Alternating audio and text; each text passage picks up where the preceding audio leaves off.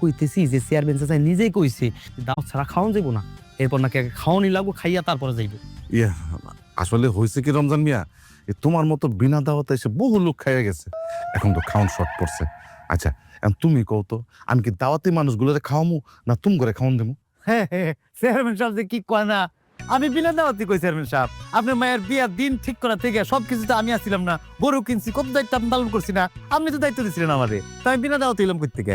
আচ্ছা ঠিক আছে, তুমি আগে পরে টুকটাক কাজ করছো, কিন্তু এরকম পুরো পরিবার শুদ্ধা খাইতে বসছো, এটা কি একটু বাড়াবাড়ি না রমজান? ওমা পুরো পরিবার কই, আমার মাইয়া আমার বউ, আমরা তিনজন মাত্র। হ্যাঁ আম্মু কি সুন্দর গ্রাম আসছে, আমি আর দাঁড়ায় থাকতে পারবো না। হ্যাঁ বাজান খারাপ। চেয়ারম্যান চাচা আমি কইতেছিলাম কি, আমরা দুইজন না হয় না খাইলাম, কিন্তু মায়েরা যদি কয়টা খাইতে দিতেন। এই তোমার কি সেন্স আছে? আসলে সেন্স নাই, কারে কি কইতেছ?